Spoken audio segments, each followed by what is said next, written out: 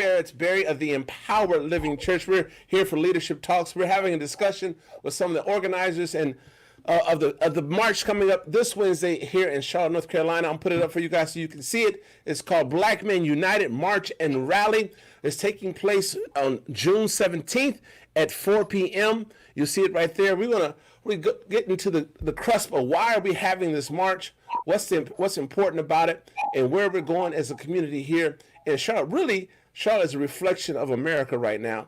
Most tragically, this past weekend, another black man was killed and shot in the back, and I think it's probably timely for this march. But Commissioner Mark Jarrell, he is a commissioner here in the great county, I'm about to say state, the great county of Mecklenburg County here. He runs his own speech therapy company. Also, he's in his first term, his second year as county commissioner. He's an educated brother. I love educated brother. He has a political science degree and an MBA.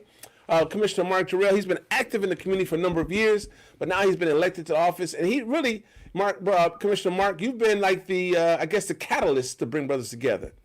Then also, I'm going to let you speak. Just let me go ahead and get all the interviews done. We'll come right back to you, Commissioner Mark. And then we have Brother, I don't want to do it over and over again. We have Brother Attorney Terry Brown. He's a litigator here in the great city of Charlotte, North Carolina. He's also a candidate for office in the great city of Charlotte. I first met Brother Terry in my neighborhood over there in the Barrett community. He was out there campaigning at the polls, and it's a good brother here. He's active in the community as well, serves on a couple of boards here in the Charlotte community, and he is a voice, I think, that needs to be heard in this season right now.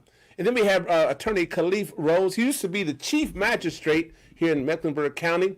I know he's active in the Black Political Caucus here in Mecklenburg County as well. He has his own law firm, respected voice in the community.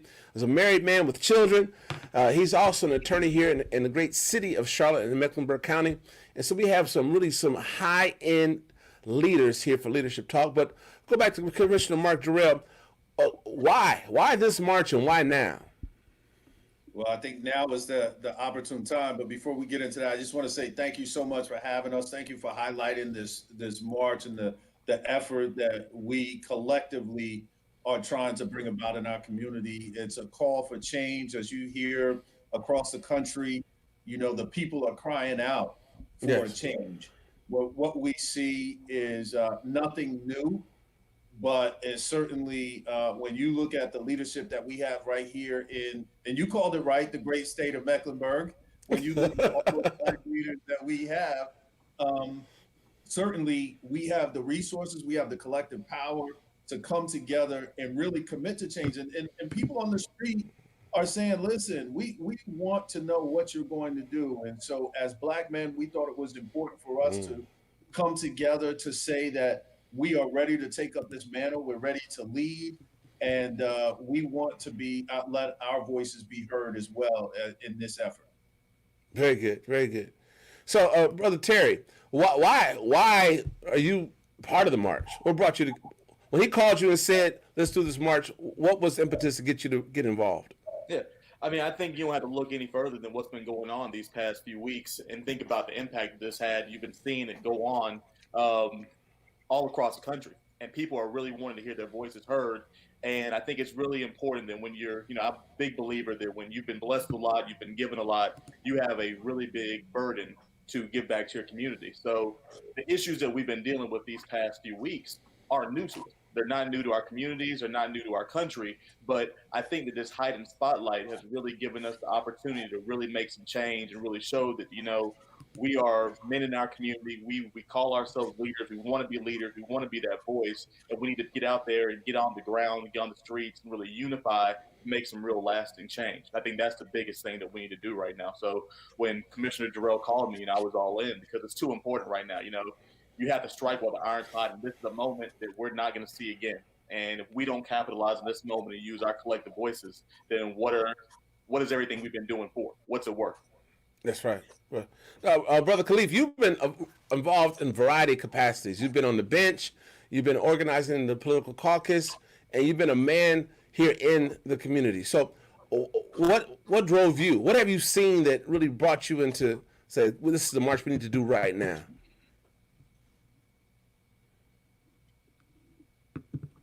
Well, Brother Khalid. it's a Yeah. combination of things, and Mhm. I echo first what Commissioner Terrell said. Thanks for having this.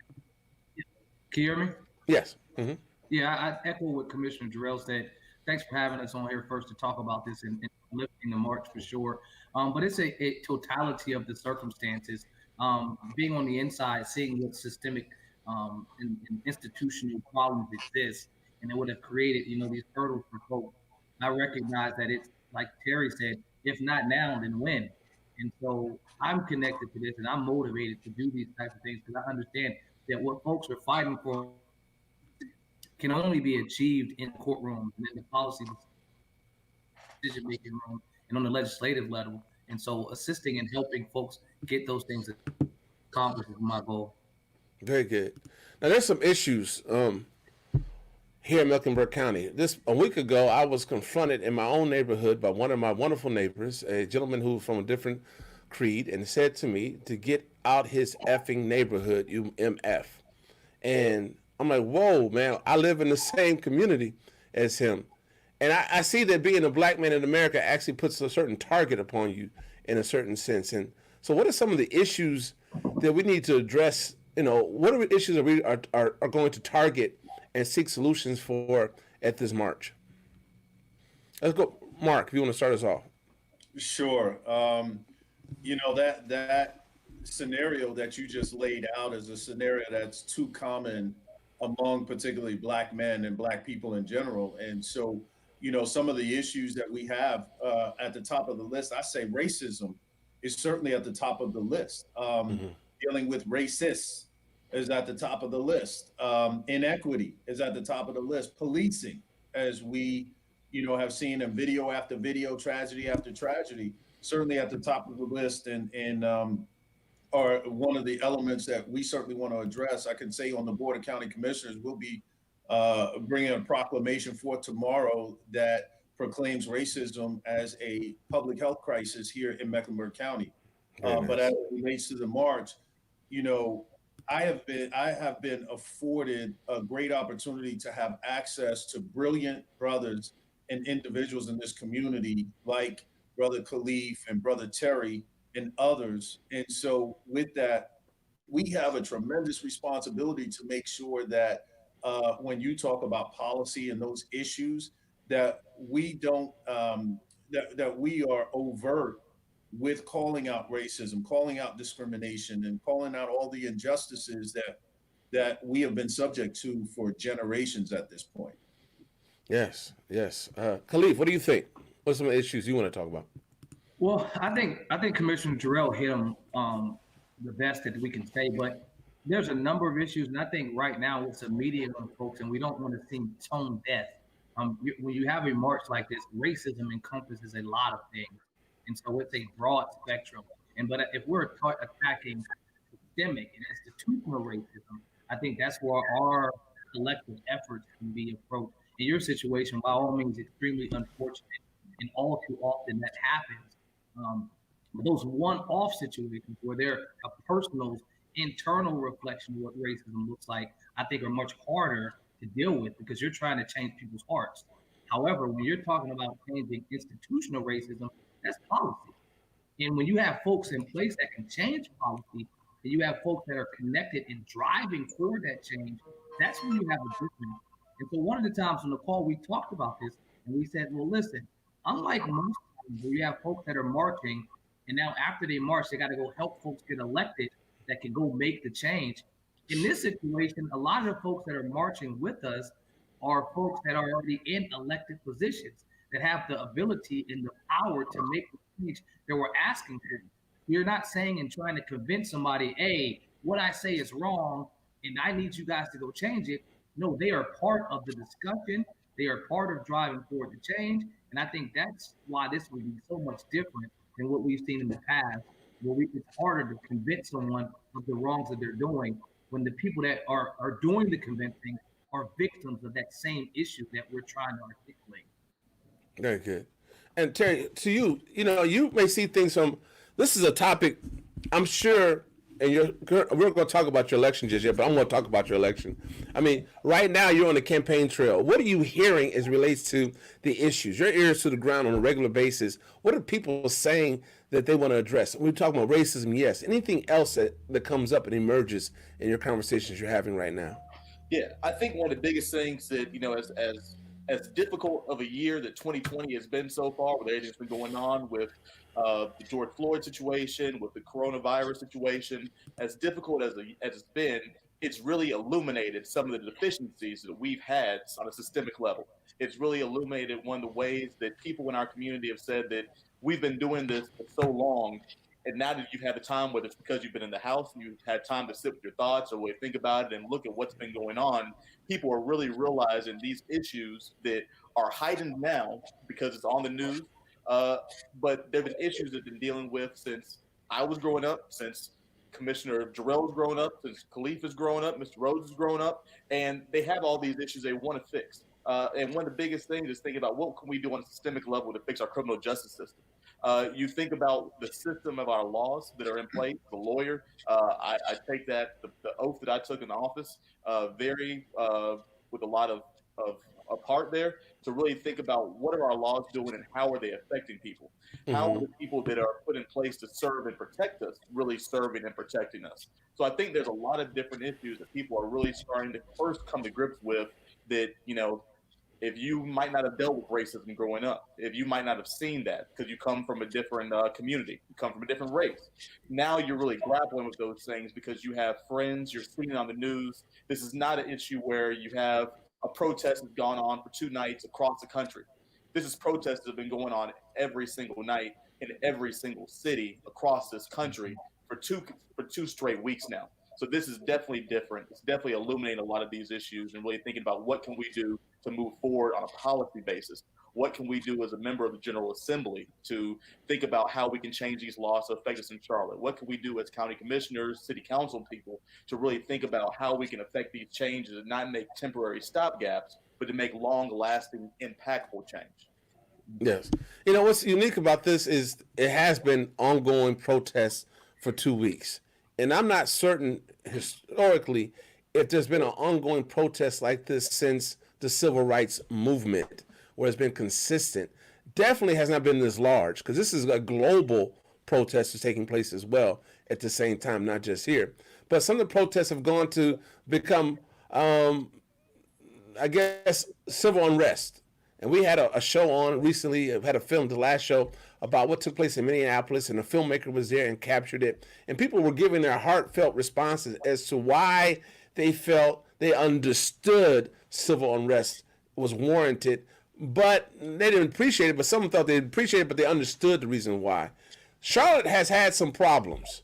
We've had some tear gas problems, one, on the people of this community, which is actually illegal international. International law prevents you from using tear gas on civilians. But it was utilized here in Mecklenburg County, and it's been addressed. But why do you think civil arrest, when it happens, is it justifiable? Is it a means of communicating? What do you guys think? Who wants to take that first? I'd like to jump in if I could quickly. I'll say this. I made a video on behalf of the caucus a week ago, or maybe 2 weeks ago now, that talked about, not wanting to, engage in violence or destruction of property and things of that nature. But I wanted to at least have an opportunity to clarify my thoughts on this, which is that it's hard for the oppressor to say the manner in which the oppressed can voice their frustration. The same way as I would say that when a person is outraged or frustrated or protesting, it's hard for the person that is actually encouraging or making that act start to say, now the manner in which you are protesting is not justifiable. And I will not condone violence or condone destruction of property, but I can say that I can understand that the fire that rages in folks and their inability to express it in what folks may say in an appropriate manner, I think would be justifiable, because they're feeling like at every point I turn, I'm always not just figuratively, but literally walking around with a knee on my neck. And the video kind of just was the catalyst that said, okay, I really recognize that I have a problem breathing in this country being a Black person. And my only way of letting that out is by marching. And whatever occurs during that process, if it is some type of civil unrest, I think it takes a microscope and looks at the wrong situation in that instance, and that I think troubles me. So, Commissioner Mark, do you think? I mean, the plan for the march on Wednesday, is it a peaceful march or what's it going to be? Well, it's certainly peaceful. I mean, we want to be constructive and not destructive. If anything, we want to destruct or deconstruct the system, as was alluded to earlier, right? And so, with your question though, as it relates to civil unrest being justifiable, I certainly believe it's justifiable, and in our case, it's long overdue. You have a lot of people that are reacting to when they've tried to do things the right way, they've tried to be peaceful, they've tried to do things exactly the way that they have been taught and trained. The outcomes continue to be the same, and it's a space where people are highly frustrated. We have a generation of folks, millennials like Terry and others, who are saying, "Listen, this is going to end with this generation. I'm not here to. This march is not to say, oh, we hope this is going to change. Oh, we hope that we're going to do this. We're not going to be singing "We Shall Overcome." We're here to demand change. We're here to be peaceful, but we're here to use our collective power and our voices to ensure that change happens. And we're going to make sure that we are unequivocal about voicing, as Black men and Black leaders, that this is what we're committed to, and that we're not going to go in the shadows and wait for the next tragedy. We are demanding change today, right now. We are tired of watching our brothers get gunned down in the street. We see too many situations that should never escalate into someone being killed.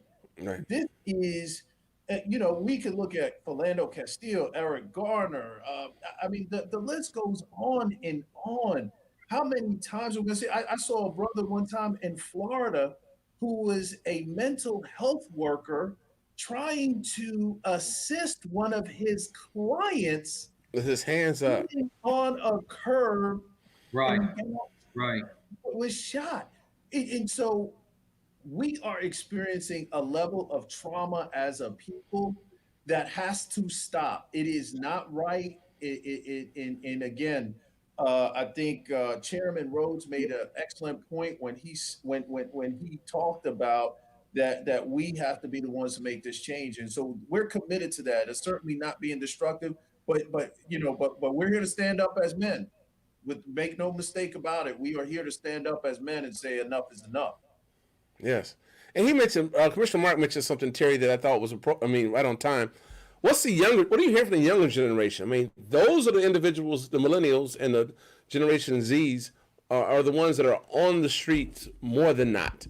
And what are you hearing from that generation? How do you speak to them? Well, yeah, I think one of the biggest things that the millennial generation and even younger generation, Generation Z, who is out in the streets, oftentimes even more than some of the millennials are, yes, is the general frustration that we grew up and we were told as post-civil rights children, our parents, our grandparents went through the civil rights struggle, went through all those different issues, that our life was going to be a lot different, that things were a lot better at this point now.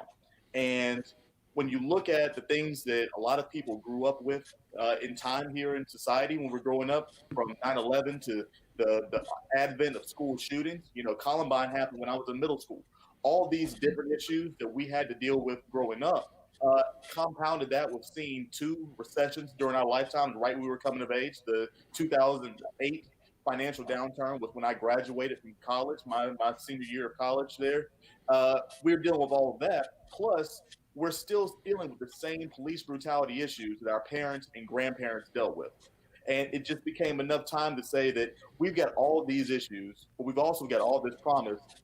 Enough is enough, and we can't take that anymore. We can't stand for the status quo. We can't stand for business as usual, because doing things the same old way and getting incremental change isn't enough for us anymore. The incremental change hasn't given us the position we wanted to be in, and things continue to be the same. We keep going through the same issues. We keep having the same old sad song is sung multiple times. And if we don't stand up and do something, if we don't show that now it's different, it's never going to get done. To the point that we keep trying to hit home, If not now, then when? When will be the time? What's the final straw that is going to break the camel's back when you've got 5,000 straws laying beside this camel? Which one is going to do it? That's a good analogy, brother. That's a good Yeah, analogy. great. Now, this is to Khalif first. We have a couple of attorneys here, but you sat on the bench as a magistrate. This may not, I don't know. What do you think? Do you think the officers, well, I say Minneapolis because we probably could go to every different city, but George Floyd's murder was what started this latest push in the movement. Do you think the police officers in Minneapolis would get convicted? Well, I'd even step back in my purview as the chief magistrate in Mecklenburg County. Anytime there was a person charged with any crime, they have to go through the magistrate's process. So law enforcement will go to the magistrate and seek some type of warrant. Or in North Carolina, an individual can go and seek a warrant against another private individual. So what I say in terms of even before we get to conviction, and I think this is what goes to a number of folks' frustration, is that there was such a delay in terms of the charge with these types of folks in these types of cases where it wasn't immediate. Well, okay, even if that wasn't a law enforcement officer and there was a person that died in the street after 8 minutes and 46 seconds of their knee being pressed on their neck, there would have been an immediate charge. And so what I see often happen in these types of cases is prior to them charging law enforcement, they really try to try the case. And that doesn't happen to everybody else. So in terms of conviction, I think the Attorney General spoke clear about this. He said that this will be an uphill battle in terms of attempting to convict law enforcement on this charge. They charged him with second-degree murder. I think that's the appropriate charge. I can't say that it would be that anything will be cut and dry. We all saw the video, but law enforcement is given extended leeway in what they're allowed to do. I think the conviction may be on a lesser included charge, would be a manslaughter charge, which they originally, I think, charged them with at first. And if I had a betting man, which I'm not, I would say that I would think that it would not be a second degree conviction, but it would be a manslaughter conviction. Similar to what happened in South Carolina, I believe that the officer with the Walter Scott, that he was charged and convicted with manslaughter. Yes. I don't think that's the appropriate charge to be convicted of, but I think under the facts, being a law enforcement officer with this higher burden that is somehow placed on them, I think that's what we'll get. Yes. So, Mark, when this question comes up at the protests or the feelings or the energy around if they'll get arrested, how is that going to be addressed by the brothers? Not that you're going to tell them what to say, but how do you foresee it being addressed? This is a hot button issue. It is a hot button issue. You know, I think my expectation is that we look at this at more at a macro level and understanding how we're impacted here in Mecklenburg County while we lend voice to what's happening nationally as well. There's some issues we have right in our own community that we need to address. So sometimes you got to clean up your own backyard before you look outward, right? And so there are things that we've dealt with. We've had Keith Lamont Scott, we've had Jonathan Farrell, we've had, other incidences that I'm not so sure that we are the ones that are in a position to tell someone how they need to handle their business. Our dear brother, Keith Ellison there in Minnesota is, to Brother Khalif's point, has a uphill battle for sure. And I think he has tried to temper expectations, but we know the system is not set for us, right? It's not set to produce the outcome of justice as you would have it in your mind as a Black man. It is skewed toward the police. I'm not an attorney. I'm the only one that doesn't have a JD on this panel. I guess kudos to me. You're a good man. You're a good man. No, just kidding, guys. But we all know that the system is not set up so that you get the logical outcomes that the average Joe citizen expects. And so I think he's tried to temper those expectations. But what I want us to do here locally is really focus on the things that we can do here, the changes that we can make, and build the community that we want to leave for our children and future generations. Very good. And to you, Terry. So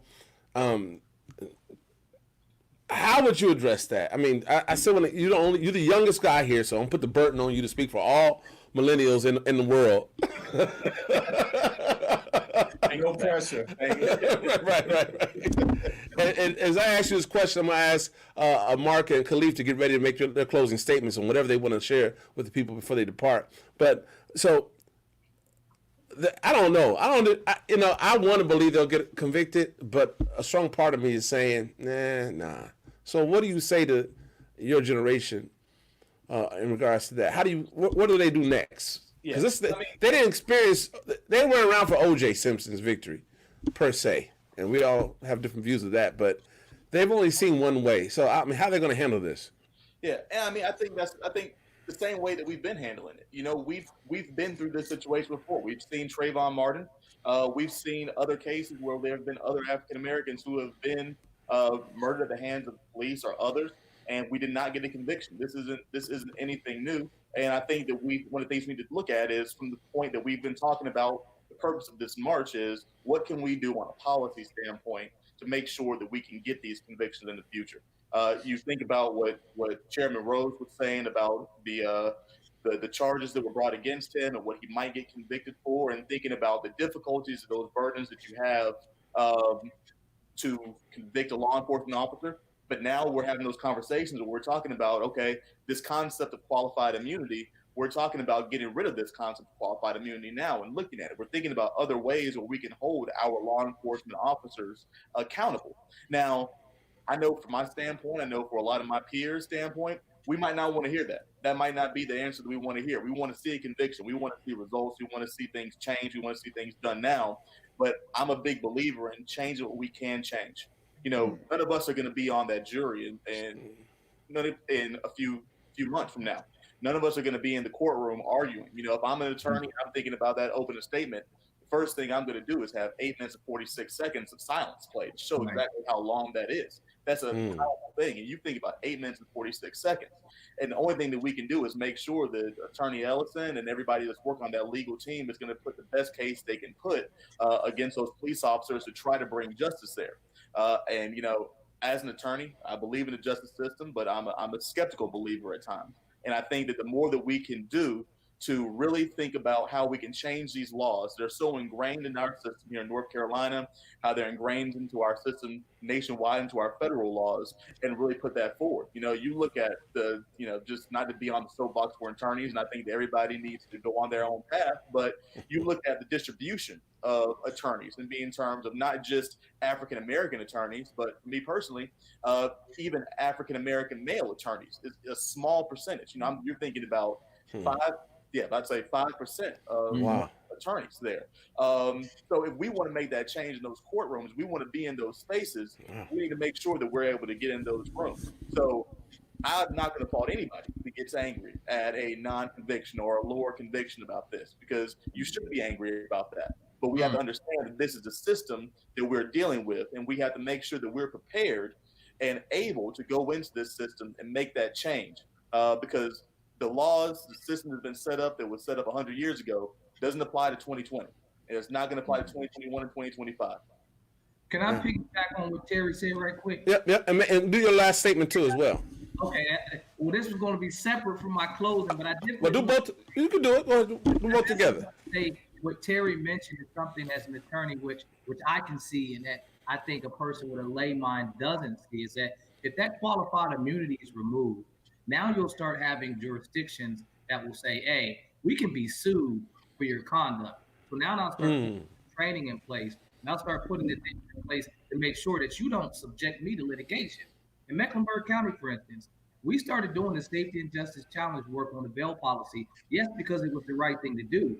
But make no mistake about it, jurisdictions in Texas and California and Philly, they were all getting sued. They were getting sued going against criminal justice reform, and their release policies didn't reflect due process. And so Mecklenburg County was like, you know what? We can get ahead of this and make sure we are not getting sued. So let's do the right thing. If you have qualified immunity and officers are starting to get sued for their misconduct, and their folks' insurance rates are going through the roof, they'll start to say, you know what? Maybe we should take a look at our policies and practices towards these types of people and these types of incidents. So I would say that it's a longer approach to getting what this generation wants, but it's the legal way to force their hand to say, hey, either you'll pay one way or the other. And so I think Terry makes an excellent point that if those types of things start to pass, you'll see significant changes in the way that folks start policing themselves quickly. Um, but you asked for a closing, and I'll say this. Um, I look at pictures from the 60s, in those movements. And what I look at most is that when they really started to get momentum was when it was a collective effort from everybody. So you had, the movements where it was only black folks out there doing it. But I think when it really started getting momentum was when it was folks from all races that recognized that there was a problem. And it wasn't just a black problem, but it was a humanity problem. And so what I'm encouraged by now is when I look at these protests of these young people out marching, it's not just black folks. It's black folks and white folks and brown folks and yellow folks. Anyone else that feels that, okay, what I saw on that tape was disturbing, and that could be me. And it wasn't just by their blackness, it was their, that was their child or it was their son, their daughter that they saw in that image. And I think that was the catalyst that literally has sparked something that we have not seen since the 60s. And during that time, we had major legislation passed, Voting Rights Act. Like those are things that happen when you have a consensus that there is a major problem. And so I think Commissioner Jarrell, with pushing forward that this is that racism is a health crisis, it's the first step to trying to do things like this on a larger level within our own community, where we have politicians that are calling out wrongs and getting proclamations that now will spark legislation and policy change. So for sure, I'm excited about where we're at. I just wish folks didn't have to die just to get here. Amen. Amen. Well, I know you had to go off and do a phone call, man. So I want to thank you for joining us as we talk about this march that's taking place tomorrow, Wednesday at 4:00 here in the great city of Charlotte. So, Commissioner Mark Jarrell, closing statement. Yeah, so I want to say thank you so much, Pastor, for having us and for your audience listening to us and allowing us this opportunity for this platform. I think it's important for us to understand that we are not marching and rallying for the sake of a march and for the sake of a rally. It is not about trying to get any recognition for ourselves in any way, but this is to stand up for what we see as an injustice in our community and in our country. And you can tell by the brothers that you've heard today that these are serious-minded brothers who care about the community, who are leaders, and a title doesn't make a leader. But it's those individuals that are willing to step up and call out injustice and roll up their sleeves and say, hey, I'm going to do my part. And that's what these brothers have done. And I'm so appreciative and grateful to leaders like Terry Brown, like Chairman Rhodes, and Councilman Mitchell and Graham and all the other individuals, Teddy McDaniel and Don Thomas and everybody who has stepped up. And I'm leaving out some brothers, and I apologize for that. But these are guys when they were called upon to be a part of this. The same response came out. We're in. I'm in. And that's why you see our hashtag, we're all in Charlotte Neck. And, we want to continue this conversation well after this march and rally on Wednesday.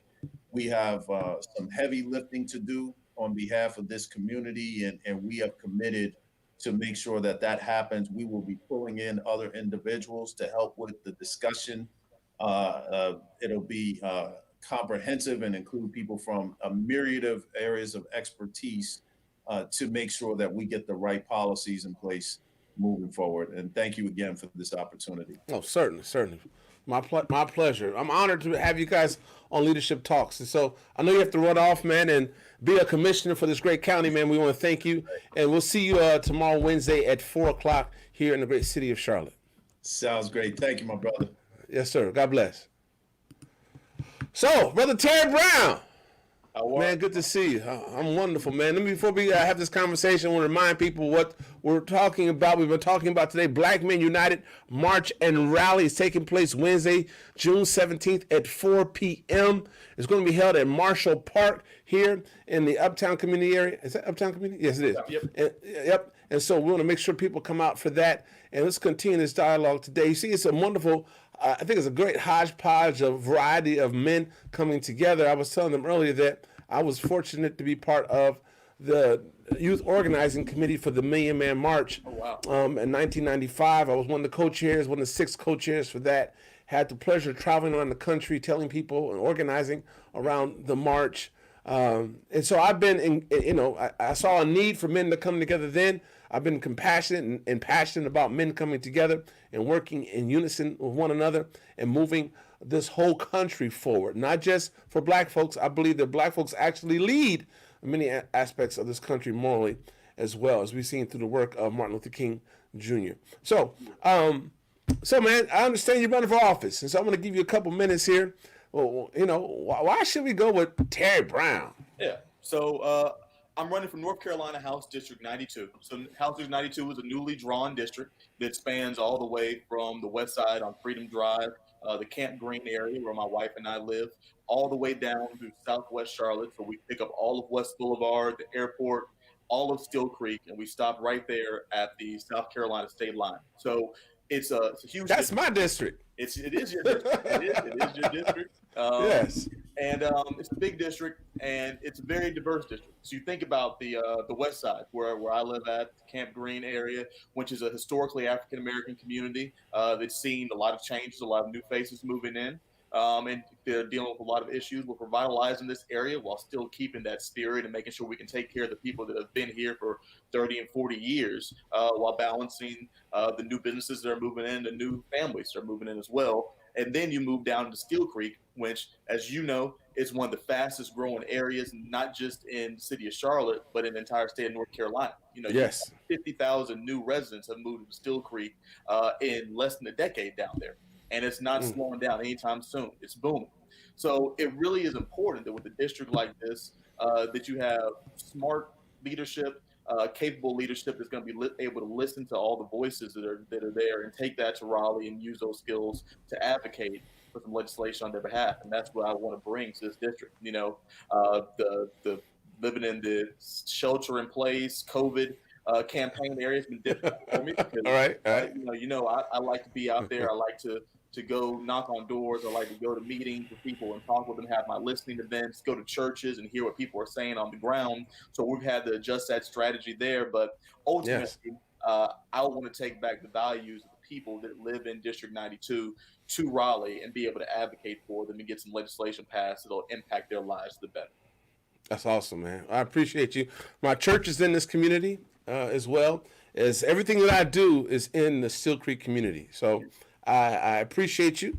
And if you are become my elected official, it is my objective to know and work with every elected official that represents my people, that was God placed in my responsibility as their shepherd. And so, man, thank you for coming and joining us. Family, again, we'll continue these conversations with a couple other guests we have coming with us today. We're just taking a pause. Don't go anywhere. And we'll bring on the next set of guests to talk about this march here that's taking place tomorrow, Wednesday, June 17th. Black Men United March and Rally. We are leaders together that denounce racism. Wednesday, June 17th at 4 o'clock at Marshall Park in Uptown Charlotte. Again, my brother, thank you. And we're going to make way for the other brothers to come on and continue this dialogue. Thank you. I appreciate the opportunity today. Take care. God bless. God bless.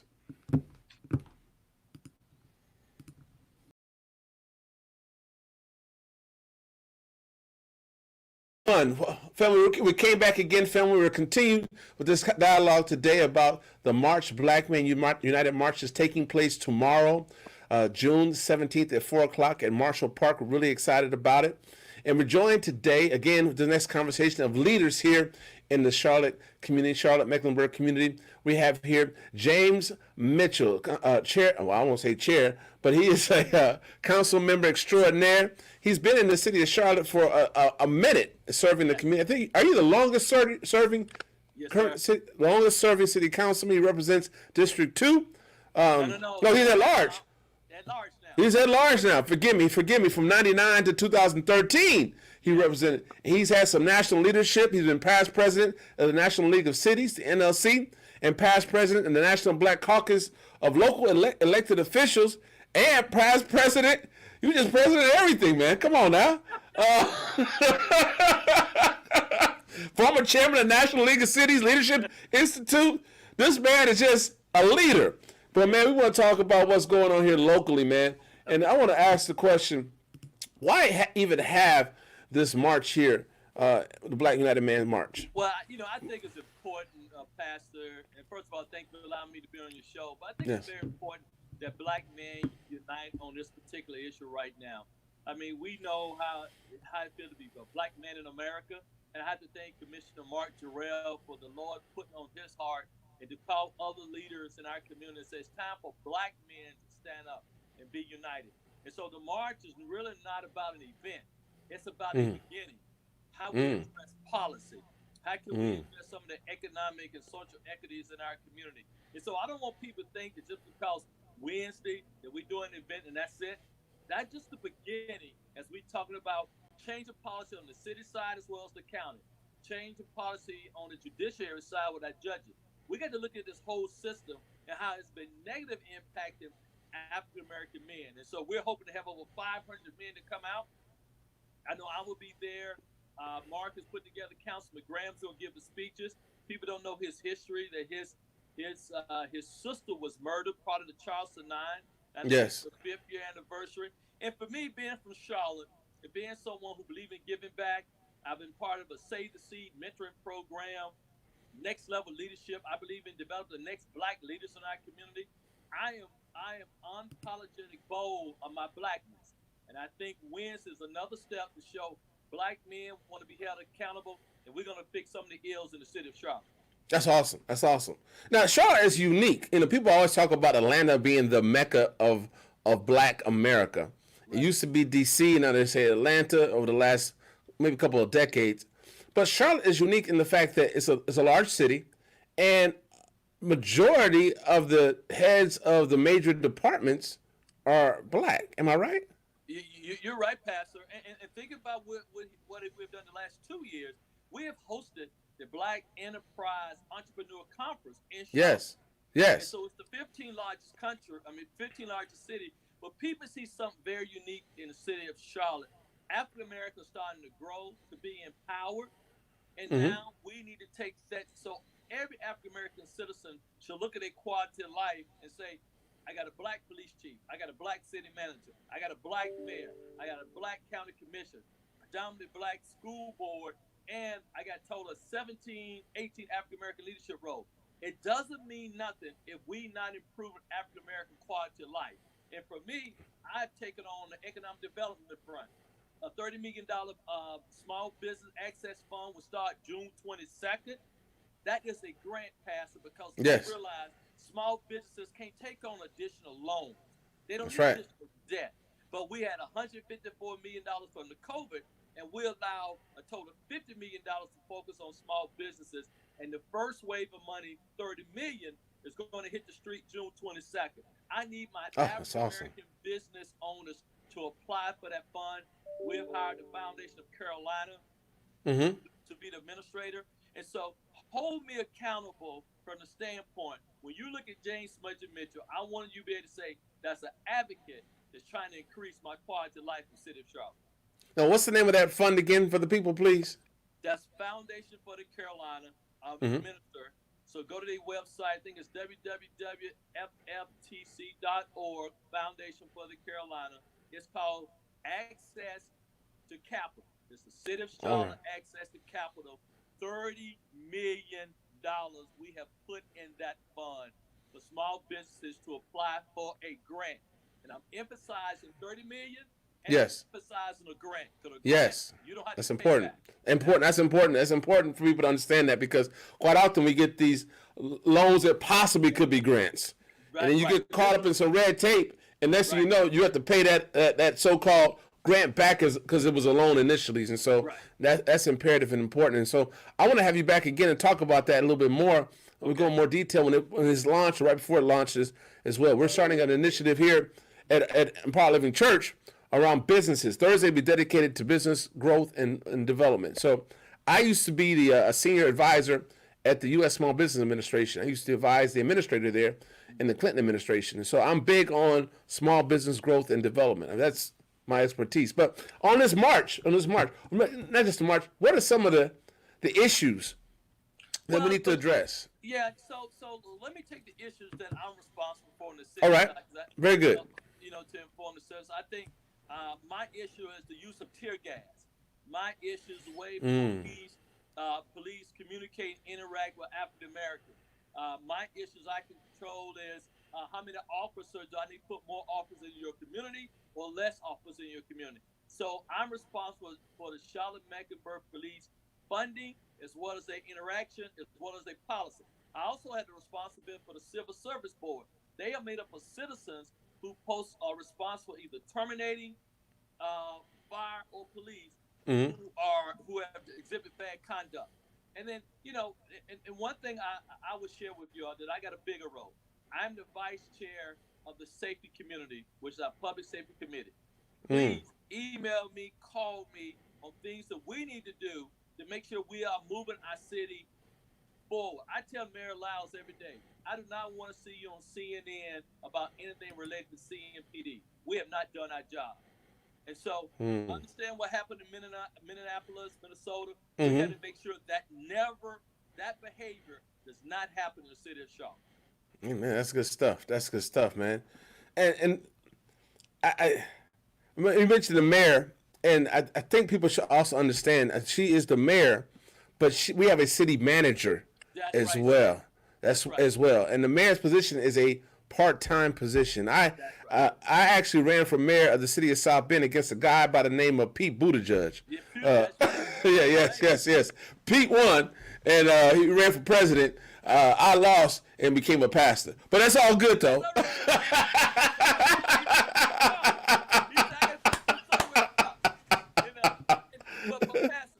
Yes. So I want to be fair to the mayor because I think people look at Atlanta's mayor, right? Mayor. That's why I was saying that. Thank you. Yes. Yeah. What about our mayor? And they're two former governments, Atlanta mayor and DC mayor, both powerful female sisters. But the buck stops with them. They have a strong form of mayor government. The mayor runs the show. In the city of Charlotte, we have a weak form of mayor government. That means the mayor is the spokesperson, but the city manager is who runs the show. That's right. So I'm always defending the mayor when people say, well, why is she not on TV and why is she not firing this person, that person? Our form of government does not give the mayor that same power as Atlanta and Washington. That's right. And that's for the state of North Carolina. It's not unique to Charlotte. Right. So people do understand it's the whole state, not just the city of Charlotte. It's a mandate there. Oh man, I know you got to run and go on to some of your meetings, but please go ahead. This is your final statement. What do you want the people to know as we get ready for this march tomorrow at 4:00? Well, I want 500 black men to be there. That's number one. I want 500 black men to be committed that they're going to be part of the solution in the city of Charlotte, where they volunteer to My Brother's Keepers. We got a new chapter in Charlotte where they're going to be committed to help us deal with police relationships. They're going to help us on the economic front. Smudge, we need to put more money in our corridor. We need to bring about change when the streetcar come about. I want 500 men to be engaged with us starting on Wednesday until we continue to make progress for the city of Charlotte. I want black men to stand up. Hey, man, I love it, man. I'm right there with you. I'll be there at 4:00. Matter of fact, I'll be there at 3:30. I'll be on time for something tomorrow. I'll be passes, we always get caught up. But I'll be on time tomorrow, be there with my brothers. Man, I want to thank you for coming out and sharing with us today, Smudgy. We really appreciate you. This is Councilman James Smudgy Mitchell, the longest serving city councilman in the great city of Charlotte. All right. Go on, brother. We appreciate you, man. See you tomorrow as well. Thank you, Pastor. Thank you. Yes, sir. God bless.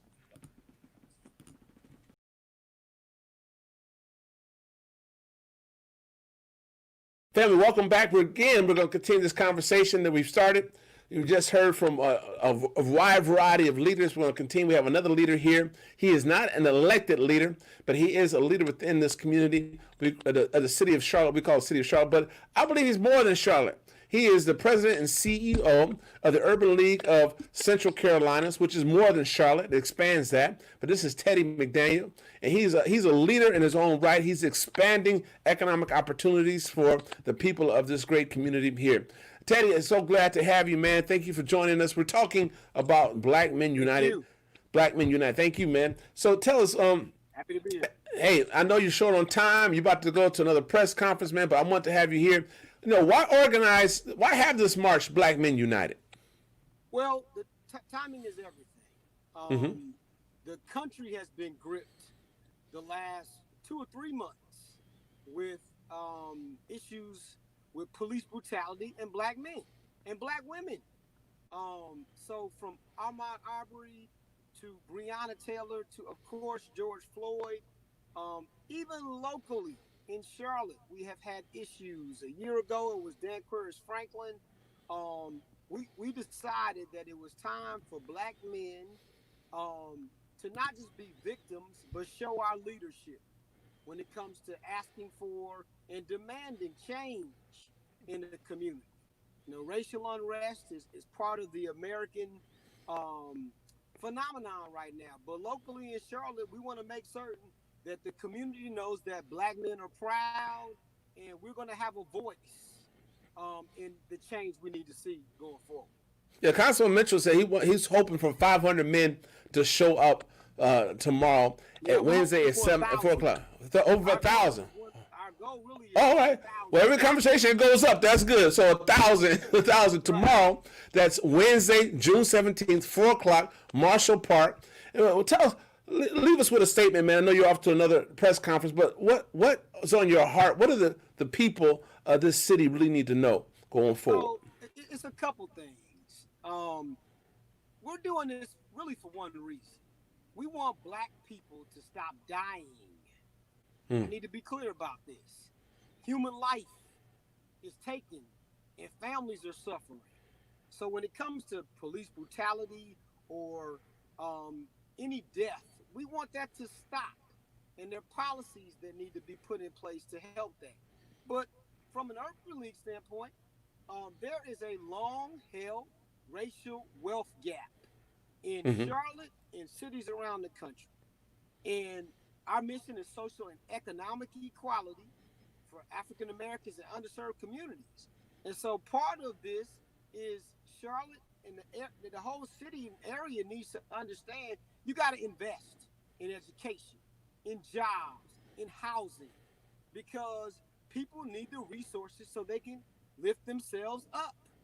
And there's no one around there that has done it all on their own. It just doesn't exist. That's right. And so we need to get investments into the community, and we need these folks to be able to raise themselves up. All of us have gotten support over time that have become successful. We need investment directly to narrow and hopefully eliminate this racial wealth gap in Charlotte. Awesome, man. Man, I want to thank you, man, for taking time out to meet with us today. This has been an amazing day of online broadcast for Leadership Talks. We want to continue to go forward, man. I wish you well in your endeavors, man. Keep fighting the good fight of the faith for the people, man. Much for having me, man. Yes, sir. Okay. Yes, sir. All right, family. This is Teddy McDaniel, President and CEO of the Urban League of the Central Carolinas. Peace. Thank you. Peace. Hey, family. This is Pastor Barrett. Man, I want to thank you for joining us today for this conversation we had with the brothers here. We're planning for the march that's taking place tomorrow, Wednesday, June 17th. This is Leadership Talks, and I thought it would be appropriate to get them together, to share the information, to get people motivated to go out and make a difference for our community, for Black men to stand up and say, we're going to take responsibility for how we will lead us into the future. Yeah, it's that day.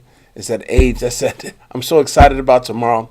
It reminds me of the Million Man March back in 1995, where over 1 million men came together and took an oath to make a difference in our communities. And so we're going to continue that tomorrow. So I encourage you to come out tomorrow, Wednesday, June 17th, 4 p.m. on Marshall Park.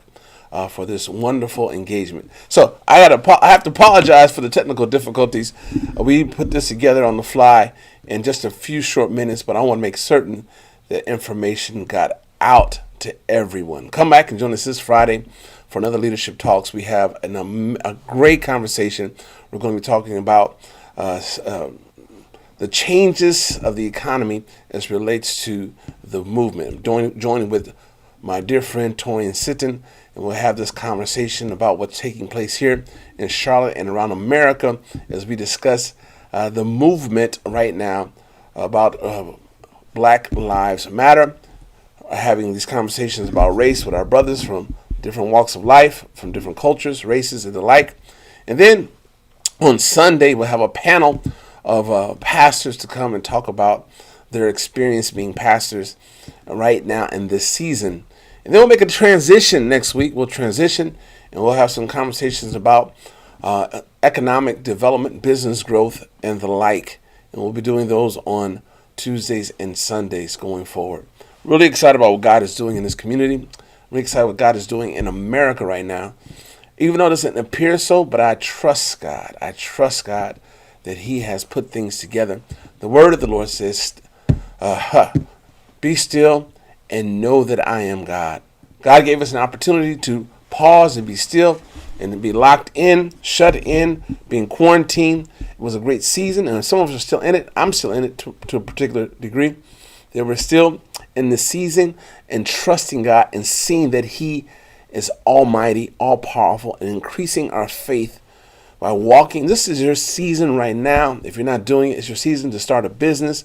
It's your season to start investing in the market. It's your season to start investing in options or straightforward in the marketplace itself. This is your season to make sure you have the correct life insurance for you in preparation for the generations after you. This is the season to apply for that new career opportunity. This is the season to grab the plow and dig in.